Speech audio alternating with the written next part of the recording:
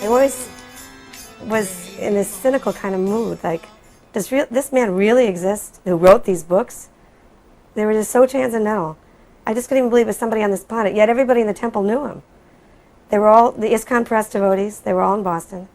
They all knew him, and so, but still I doubted, is this man really here? And so until the day I met him, I had this doubt. Is he going to really walk through those doors? So the day before I got initiated, we had just gotten to New York. I was living in Washington, D.C. at the time.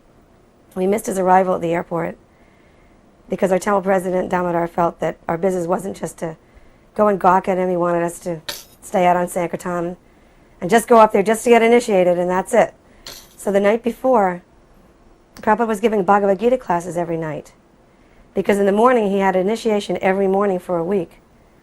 So he wasn't giving class. He was just doing the initiation. So the night before, I go into the temple room. It's a hot July night, packed with devotees.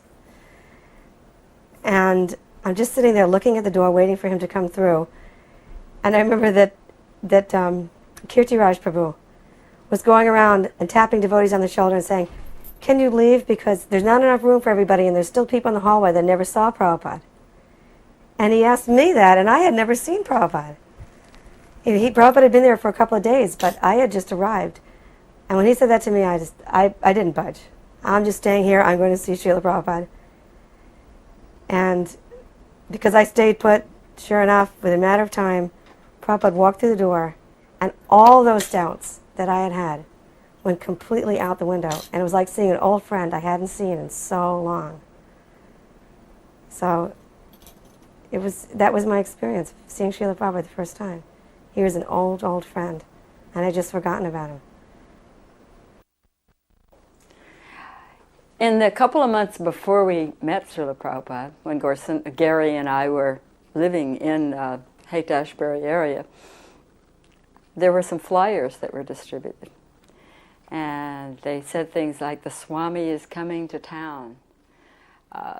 Chant and be high forever, this sort of thing. I'm sure you've heard of them.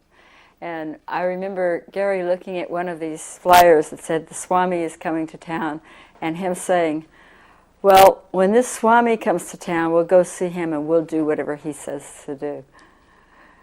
It's just, the whole thing was such a mystical, incredible experience in that we were actually very well situated at miles away, 1,500 miles away in Texas, and we were drawn there. And I think this is true of many other people. So then we went to Frederick Street and found out about when the classes were and so forth. Made an appointment with Srila Prabhupada and Mukunda Das, who later became Mukunda Goswami, arranged for us to visit Srila Prabhupada. So in our first meeting with him, private meeting with him, he took us up to his apartment. I remember waiting pensively to meet Srila Prabhupada. He brought us in, and Srila Prabhupada was sitting in, those little bay windows that they have in San Francisco, these apartments with bay windows. He was sitting in sunlight, looking very effulgent and very peaceful. And he sat in a chair, and there was another chair opposite. I think he sat in the lounge chair, and I sat in the rocking chair, or vice versa. I can't remember that one point, but we were opposite one another. And Gary, sat on the floor. And he began to ask us questions all about our lives, what we were doing, who we were, where we had come from. He was very personally interested in us. And he was very personally interested in each of his disciples, each of his students. But he asked us, if we were students, what we were studying. We told him we had been studying art and that we were artists. He asked about our parents, our family, so many things. In the course of the conversation, I told him that I had studied art in Europe and that I had traveled all over Europe and studied in various places. And he was quite surprised. He raised his eyes and said, "Oh, you have traveled so much?" Because I was very young. I looked like I was 16. I was actually 19 or 20. And I said, yes, Srila Prabhupada, yes. He wasn't called Prabhupada yet. Yes, but none of it has made me happy. And he smiled and said, that is required. To actually be disgusted with material life. When Prabhupada did the initiation, we sat on the floor with Prabhupada. I got initiated with Jayatirtha was there. Ujjvala got initiated at the same time. Can't remember the others. Anyhow, Prabhupada sat on the floor. We watched him chant on the beads. He did the fire sacrifice. And then when he came around to giving us our names, and he came to me and he was going to give me my beads and my name, and he goes, your name is Tulsi Das. And somehow or other I got some kind of look on my face like, or whatever, and Prabhupada looks at me and he goes, is that all right? And I said, oh yes, Prabhupada. And I was so shocked because I was just a new devotee and I hardly recognized any of the names, but I knew the name Tulsi Das because we'd done the Tulsi worship and all that. So that was kind of my first real kind of personal interaction with Prabhupada. When I went up to the Vyasa and they called my name, Aravinda was sitting to Prabhupada's side, and he would say the name first. And when you're that close to Prabhupada, you could hear the name before Prabhupada said it. So I was already kind of bowled over by the name Mahamaya. And then Prabhupada said it, and there was this sort of shocked silence in the temple room. And then Prabhupada cracked up and started laughing. So then everyone laughed, including myself. And then he said something like, the illusory energy is not all bad.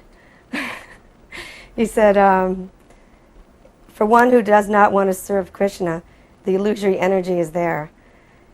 And he gave the example of the moon. There are phases of the moon, and Mahamaya was a phase of Radharani's energy. So I don't remember him handing me back my beads or anything, but I just remember that experience of being in front of him, and I felt like he was seeing me, not the layers of false ego that I thought I was, but he was just seeing the soul, and it was just such a wonderful experience. He definitely was like lifting me up to his platform, and just, it was just really a nice exchange, Prabhupada. At the time of the initiation, there were no saris, there were no social customs, none of these things. And I had been an art student, and art students wear jeans. So I was actually initiated in blue jeans. Well, actually, they were beige jeans with paint stains on them. It didn't seem to matter to Srila Prabhupada, but that was what our life was like at that time. When I tell people I was initiated in jeans, they're just amazed. But most of us, we didn't know what saris were yet. So during my initiation, I remember watching the ceremony and seeing him putting the flower, putting the colored dyes, and putting the, making the fire, building the fire. And I remember thinking, what is this? What is the depth of the meaning of this? What is really going on? In other words, I didn't have the kind of, I didn't have the background. I mean, there was no Bhagavad Gita printed yet, for one thing. The only thing we had were Prabhupada's 3 books. So we did read those right away. And the first job that he gave us was painting a great big 4-foot by 4-foot Radha Krishna painting. But during my initiation, I had some misgivings. So then after the initiation, I went to see Srila Prabhupada, and I went upstairs to visit him. And I told him that I didn't feel liberated. I thought that when I got initiation, by golly, it was going to be nirvana immediately. I was going to be liberated. And he was very patient with me. He said, yes, just see the fan over here. There was a fan sitting in the corner. If I unplug it, it may spin a few more times. But because it has been unplugged, it will stop eventually. So it's like that. Your material life, although it may not cease immediately, because it has been unplugged, it will spin a few more times. But just do the process as I told you. So he explained it very beautifully, very, very gently.